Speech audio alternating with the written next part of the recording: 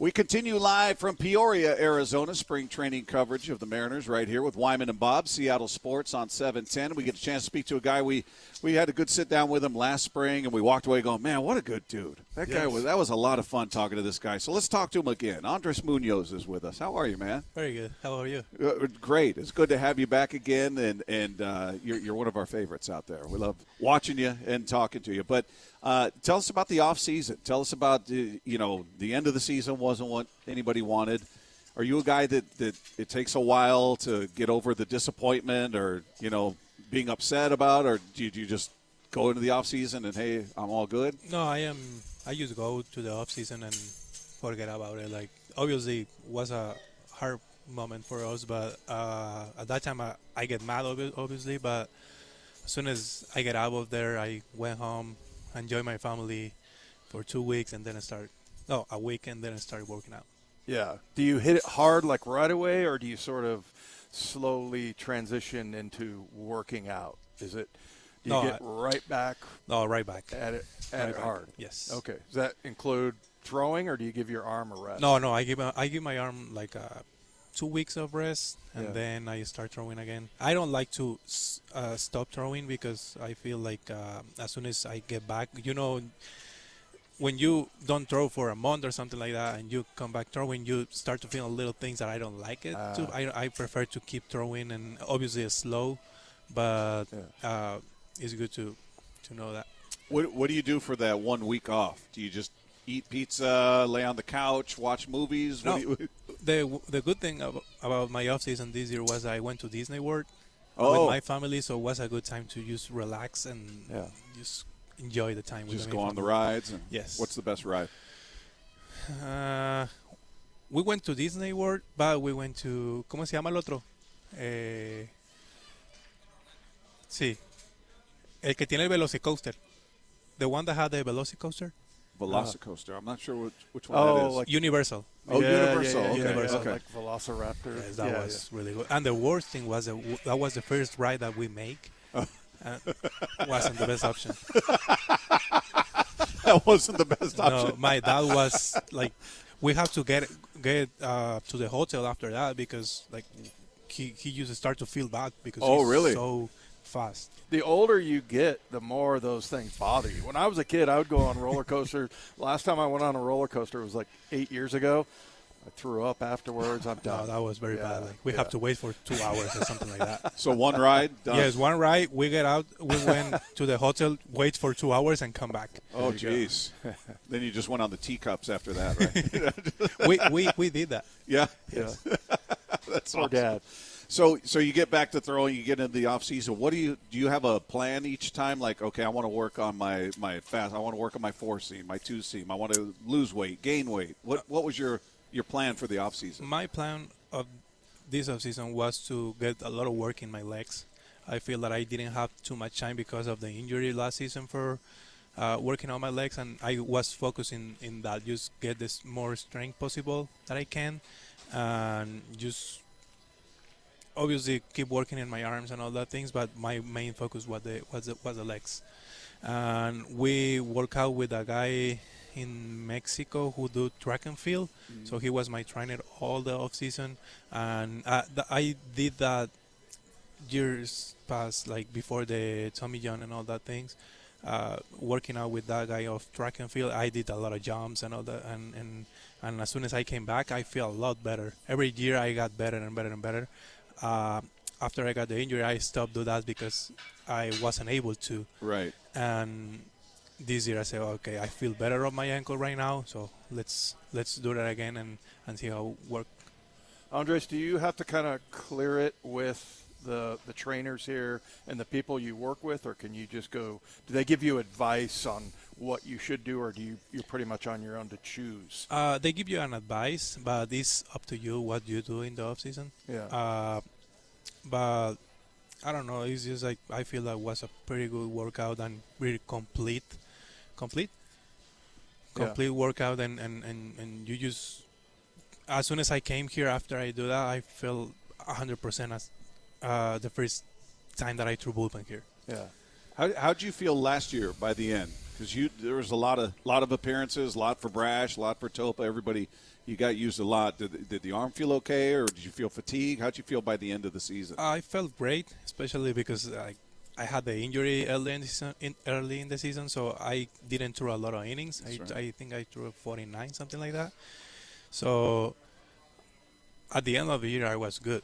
I was feeling great. I was feeling great, and obviously not my best stuff because of the slider that I wasn't able to get there, but I was feeling great.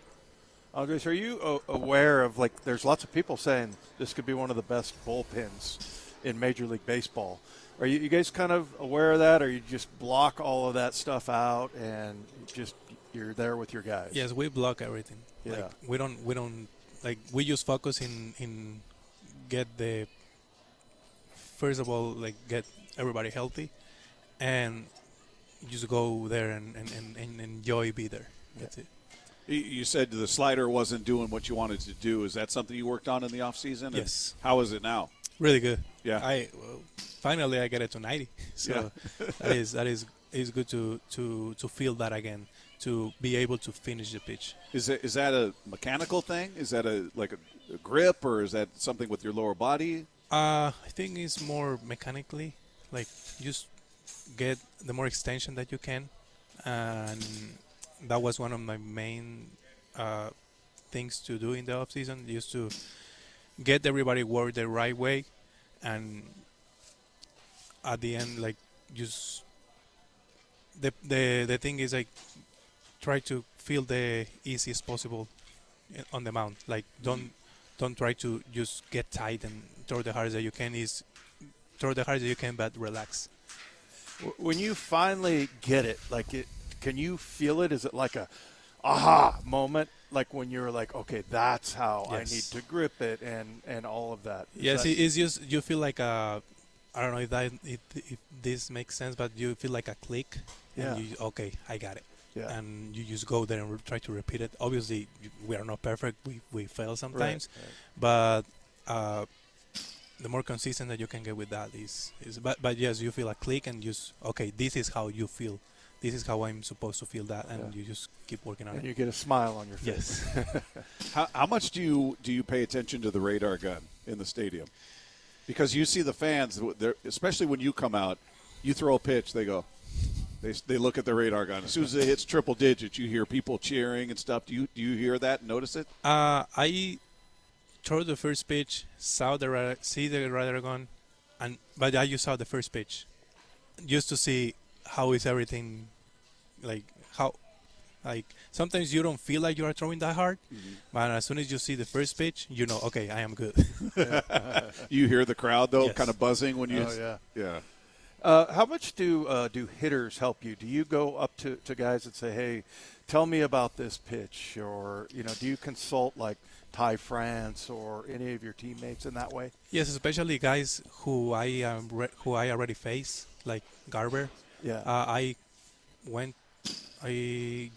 Normally I go to him, ask him the times that if he remember the times that he faced me. Right. No, I face him. Yep. And ask him how he see everything over there, and just that, I talk with some guys, with Polanco too. Yeah. Talk a little bit with him, and he give me some advice. Do they say, stay away from this, don't do that, or do this? Is it just that kind of conversation? The most of the hitters that I ask about this, they say just throw more fastballs. Okay. Just that's it, fastball, Yes. triple digits. Yeah. Well, that's kind of sorry about that. That's kind of seems like what your bullpen coach does with you, right? They're like, hey, throw what is best for you. Don't try doing anything outside of that. Mm-hmm. And that seems to have worked over the last couple of years. Yes. Yeah. Yes, it's just just go there and attack the hitters with the best stuff that you have. And some days you have to attack them different, because some days you don't have the slider and you have to go with the sinker, with the fastball, and it's part of the learning and the experience that you are getting every year by year. You going to throw a knuckleball, do you think? No. Have you ever tried? No, I never tried. I don't want to try it. Now, do you guys in the bullpen, do you guys talk to each other about each other's pitch? Like talk to Brash about his slider and his grip and, hey, how are you gripping this? How are you standing? Or do you guys? No, like with me, I don't talk about pitches, and because everybody have their strengths. Like everybody have something different, and Brash's slider is very different than my slider. And I don't, probably what I don't like to do is just try to make my slider like Brash's slider. I know his slider is really good. Yeah. Probably the best on the league. But it's different. My slider is different than his slider. So we help each other with mechanical things or things like that, but we don't talk about the pitches. Yeah. Andrés, now you're a big family guy, right? And I think you had your brother helping you out and working with you. And tell us about your family again. I thought it was a really interesting story, but how much are they helping you? Is it the same as last year? Yes, they helping me a lot. Yeah. My wife and my brother are still doing the scouting reports. Okay. And my brother during the off season, he catch me the bullpens.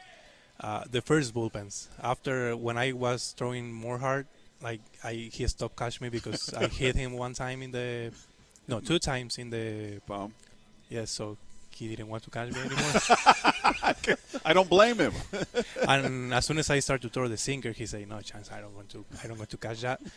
But he helped me a lot with the workout. My wife with the workout too, and my mom and my dad always support me in everything, and it's a really good relationship that we have on all the support that I receive from them. Like every outing, doesn't matter if it's a good outing or bad outing, they are over there helping me with, like I see you leave that slider in the middle, like what happened, what you feel on that pitch, and we try to get to a point when we try to fix things.